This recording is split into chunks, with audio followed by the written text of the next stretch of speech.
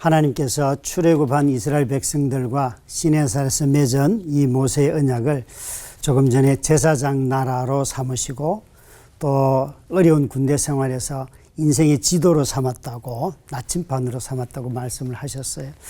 저는 이 말씀이 우리를 제사장 나라로 삼고 또 인생의 어려울 때 지도로 삼으시는데, 나침반으로 삼으시는데, 그걸 예수님은 이 계명을 가지고 이웃을 사랑하고 하나님을 사랑하라 하는 말씀으로 말씀을 하셨어요. 그래서 율법사가 와서 예수님에게 어느 것이 제일 큰 계명입니까? 라고 물었을 때 예수님이 10계명을 언급하시면서 하나님을 사랑하고 이웃을 사랑하라 말씀을 하셨잖아요. 그래서 우리 모두가 다 제사장 나라가 되는 방식이 사랑하는 데 있고, 이 사랑이 하나님을 향하고 이웃을 사랑함으로 말미암아 제사장 나라가 되고, 또 혼돈 가운데 있는 우리들의 인생의 지도는 바로 사랑으로 나타난다 하는 것을 말씀드리고 있는 것이죠. 제가 한번 저희 신방을 가게 되었는데요. 신방을 가는데 아내는 예수를 믿고 그 남편은 믿질 않아요. 그래서 신방 가겠다고 약속 전화를 드리니까 이 남편분이 자기가 안 믿기 때문에 오실 필요가 없다는 거예요. 그래서 그러면 어떻게 하면 당신 집에 갈 수 있겠냐 그러니까, 당신과 내가 친구가 되면 우리 집에 올 수 있습니다, 그렇게 말씀을 하시더라고요. 그래서 그러면 제가 친구 합시다 그랬어요. 사람을 얻는 게 중요하니까요. 그래서 약속된 시간에 토요일 저녁에 이제 신방을 갔습니다. 가서 식사를 하려고 기도를 딱 마치자마자 식사를 하려는데 저에게 행동을 제지를 시키는 거예요. 잠깐 그러더니만, 목사님 저하고 친구한다 그랬죠? 이래요. 그래서 예, 친구한다 그랬죠? 그러니까 이분이 그러면 친구의 법을 따르시오 이러는 거예요. 그래서 제가 그게 뭐예요? 그러니까 소주잔을 딱 가져오더니만 저한테 소주를 딱 따라주는 거예요. 저는 저희 아버님이 술을 너무 좋아하셨기 때문에 술 먹고 어떤 행패를 부리는 사람도 다 받아낼 수 있는 내공이 있습니다. 별로 무서워하지 않기 때문에 술잔을 딱 받아드니까 그 교회 그 여집사님이 막 목사님 술 먹인다고 그렇게 막 옆에서 불안해요. 그래서 아니라고, 나는 친구가 주는 음식을 먹는 거라고. 그리고 이제 한 잔을 받아 마셨어요. 그리고 식사를 다 마쳤어요. 식사를 다 마치고 난 뒤에 이 친구가, 김 목사님, 내가 아내를 따라 이전에 교회를 가보니까 교회 다니는 사람들이 그냥 절기 때 조금 구제헌금하면서 마치 이웃을 다 사랑한 것처럼 말하고, 자기들이 뭔가 큰 사랑하는 것처럼 말하면서, 내가 노동운동을 하고 그 일로 인해서 어려움을 겪고 했던 나를 향하여서 예수를 믿지 않으면 인생은 쓸모없는 겁니다 라고 말을 하는데, 목사님이 한번 대답을 해보세요. 예수 안 믿는다고 해서 내가 이웃을 사랑하고 이렇게 노동운동한 것이 쓸모없는 인생입니까? 라고 묻는 거예요. 여러분, 우리 성도들이 내 믿음을 가지고 다른 사람들의 삶을 함부로 대하는 것은 무례하기 짝이 없는 일이죠. 여러분, 삶은 정말 누구이든지 간에 다 존중을 받아야 하겠지요.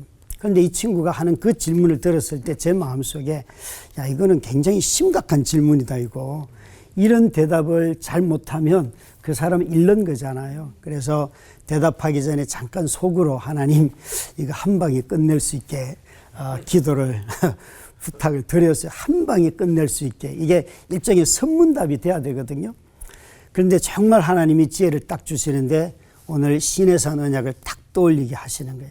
시내산 언약은 하나님을 사랑하라는 계명과 이웃을 사랑하는 계명으로 구분되어 있잖아요. 그래서 제가 이 친구에게 이렇게 말했어요. 야, 김씨, 지금까지 김씨가 살아온 삶은 전부 다 이웃을 사랑하는 거야. 이웃 사랑은 우리 눈에 보이기 때문에 당신이 가진 걸 나누어 주면 되고, 먹을 거 필요하면 먹을 거 전해주면 되고, 함께 하면 돼. 그건 이웃 사랑은 다 주는 거야. 그런데 이 하나님의 언약 중에 하나님을 사랑하라는 이 계명은 하나님이 보이는 분이 아니라서 뭘 드려서 될 문제가 아니고, 사랑보다도 먼저 믿음을 가져야 돼요. 하나님이 계시다는 것을 믿을 때에만 하나님은 사랑할 수가 있는데, 당신이 아내를 따라서 우리 교회를 왔다는 것은 이제 하나님이 당신에게 사람들 사랑하는 데서 하나님 사랑하라는 것으로 이제 초대한 거예요.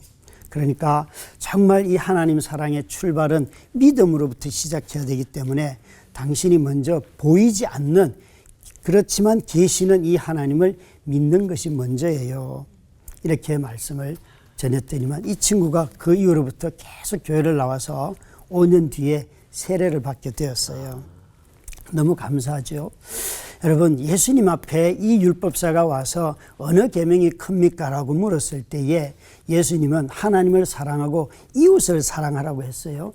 왜 우리 시대에는 전부 다 코로나를 지나면서 다 가족 사랑으로 다 귀결되잖아요.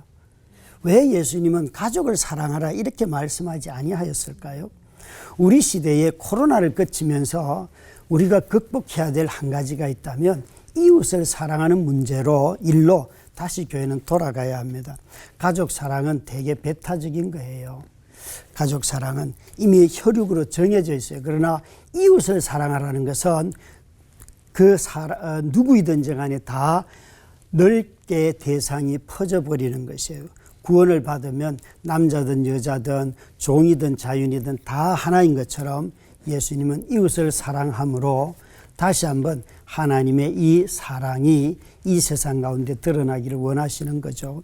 저와 여러분이 다시 한번 시내산 언약에서 우리에게 제사장 나라의 백성으로서 어떻게 살아야 하는지 사랑을 가르쳐 주신 이 하나님, 그리고 우리 삶의 나침판으로서 어떤 삶을 살아야 되는지 삶의 내용으로 사랑을 가르쳐 주신 이 말씀에 순종하는 우리가 되기를 주의 이름으로 축원합니다.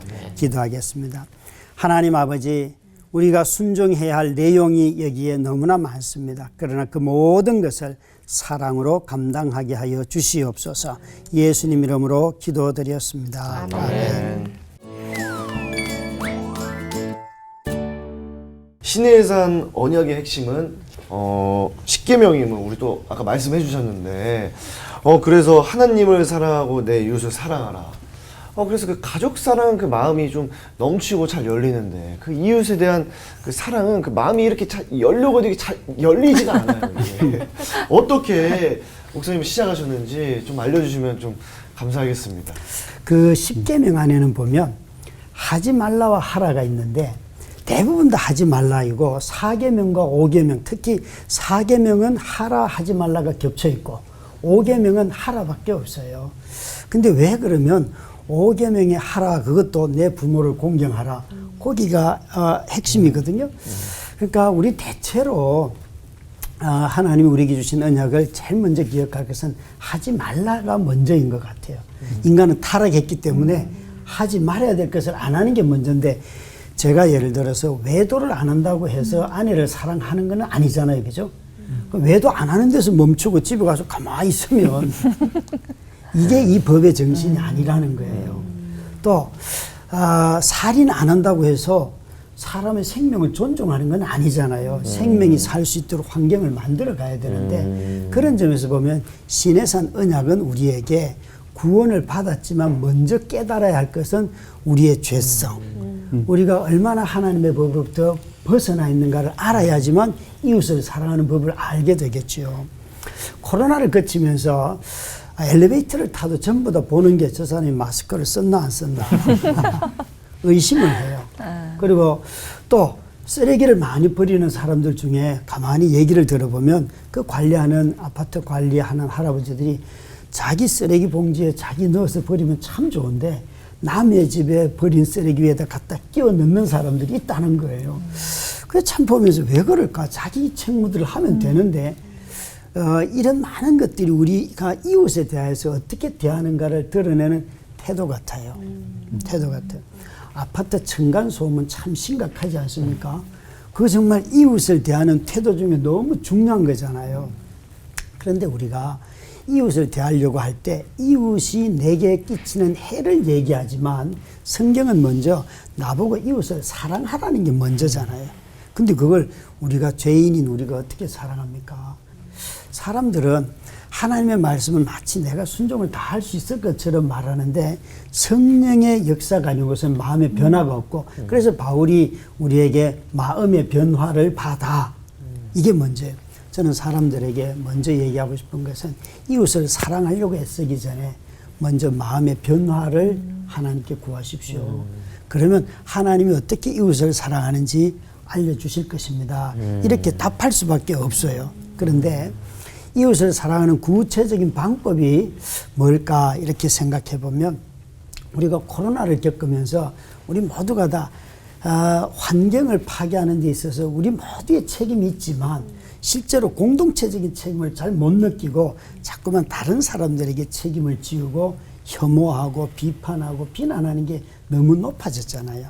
우리 사회가 어느 시대보다도 이웃에 대한 혐오감이 정말 높아져 있는 이 시대에 정말 예수님의 말씀처럼 네가 가서 자비를 베푸는 그 사람이 너의 이웃이다. 내가 먼저 사랑하면 되는 거예요. 이 모임에 왔을 때 여기 가면 이 목사님이 나를 받아줄까? 또 교수님이 나를 받아줄까? 이러면 불안해서 얘기 못 하잖아요.